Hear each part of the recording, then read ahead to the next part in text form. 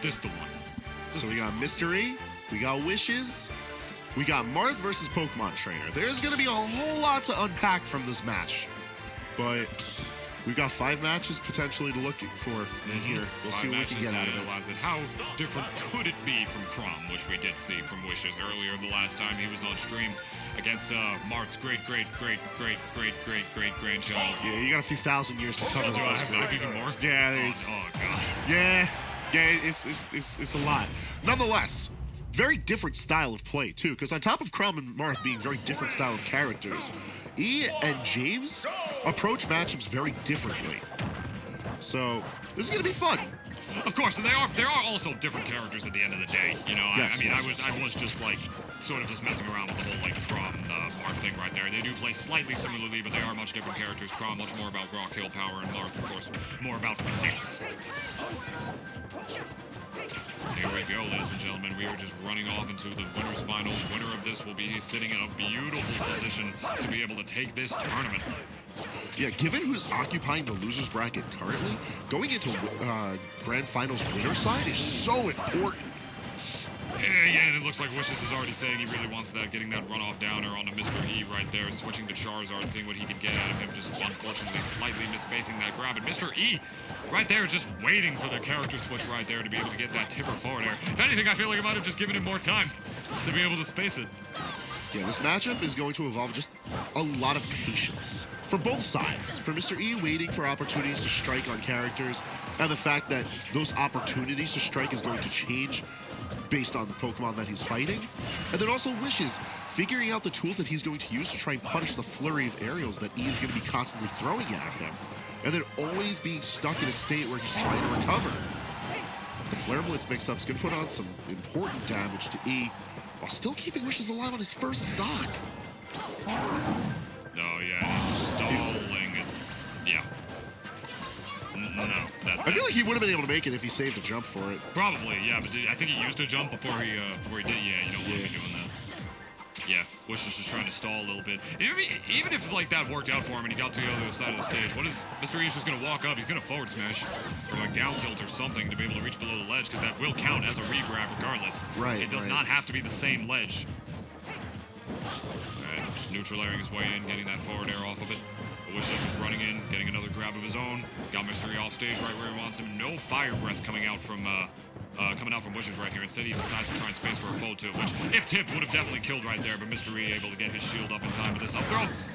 Not going to be able to do it. Battlefield, still a fairly big stage, as it was than it was before. Oh, and the parry. That is just one. If you're gonna play against a Marth at like this top of the level, as that up throw is going to take the stock.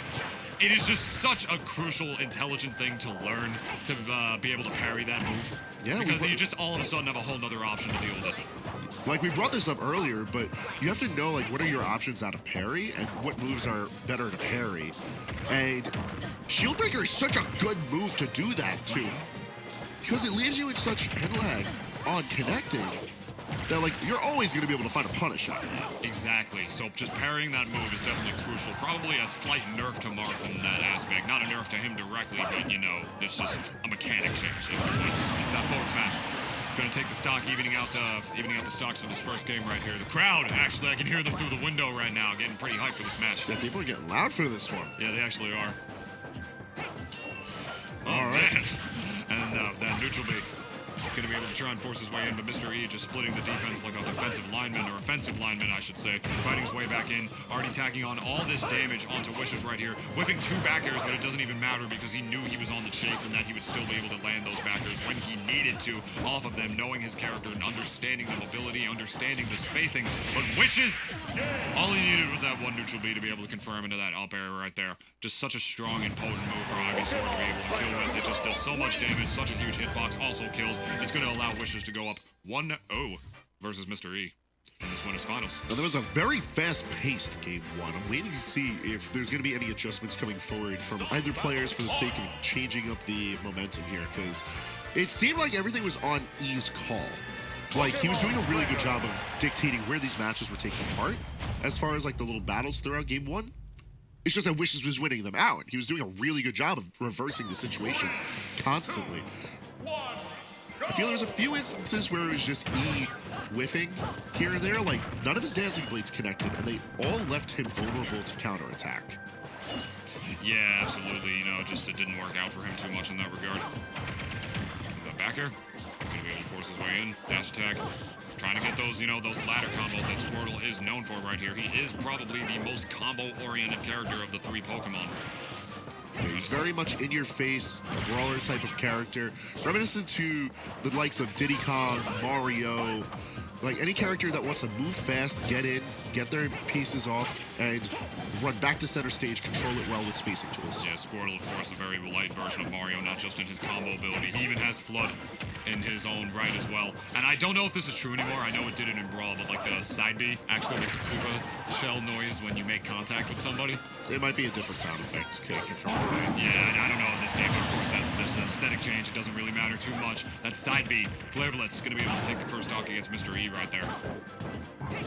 Trying to down there his way down. We've seen this a couple of times from Wishes now, where the side B from Charizard ends up being an option that E just isn't ready to respond to. I'm hoping he catches on at some point, just because it's low effort. It's like Wishes is putting more effort into returning to the stage with the side B than he is taking a stock. Yeah. Yeah, for sure, for sure.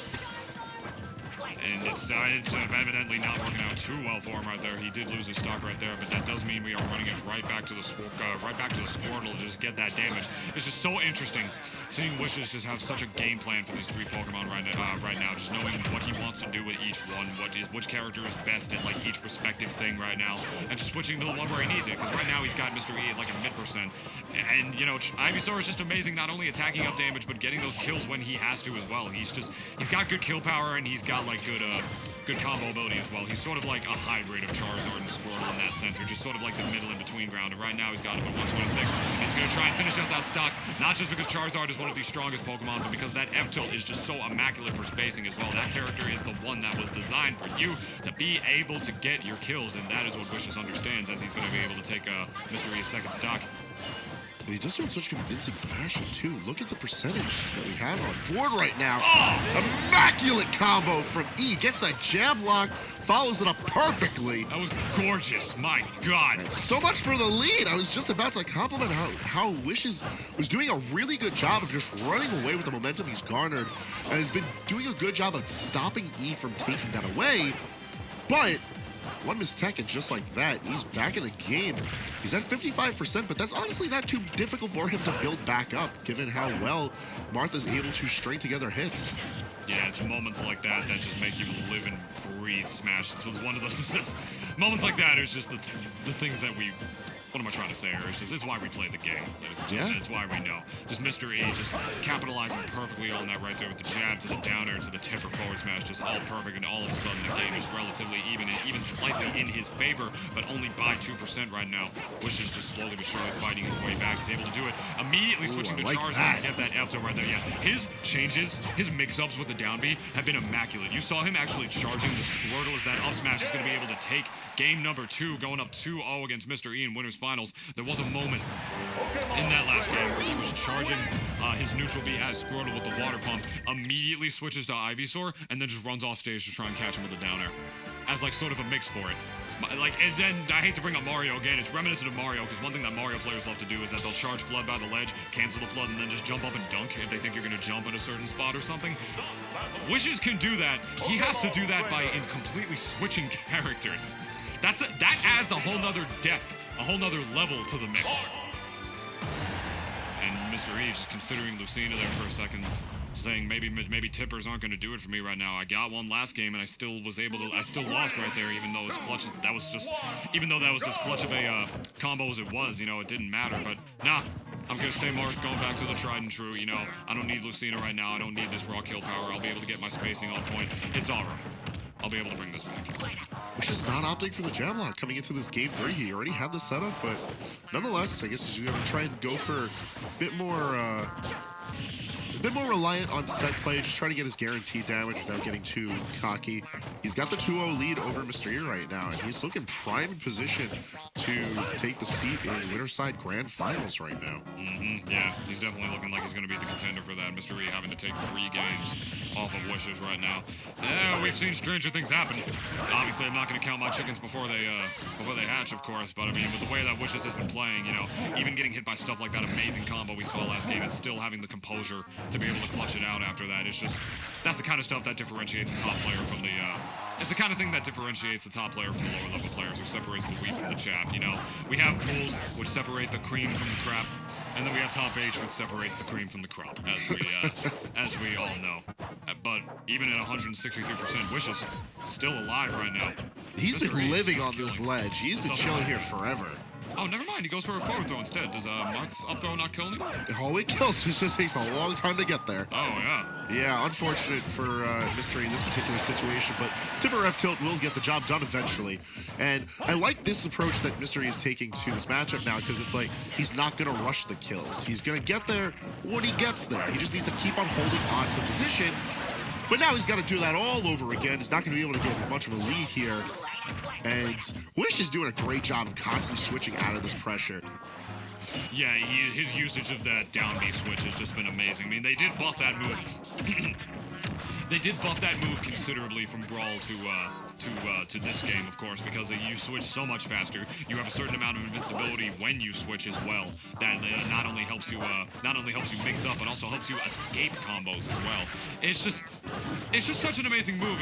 They added so much versatility to it in that regard, you know. And just Wishes he's making better usage of that than just so far any other Pokemon trainer that I personally have seen or watched so far. At the very least such a good at this call. We saw it at the ledge in situations like that, time and time again. Wishes has gone for Flare Blitz, and he's gotten away with it. I brought this up earlier. Yes. That same situation there, we saw E preparing defensively, and Wishes instead opted for the Pokemon switch, which in turn is letting him extend this battle more and more, but it just goes to show how aware Wishes is of his own habits, how he's able to mix it up, and how he's able to take back the lead on E. Yeah, it's working out so well for this man right now. 120%, that's definitely not going to be able to kill Charizard right there. Switching to Charizard because he knows he's a big boy and just wants to live a little bit longer against this Marth right now.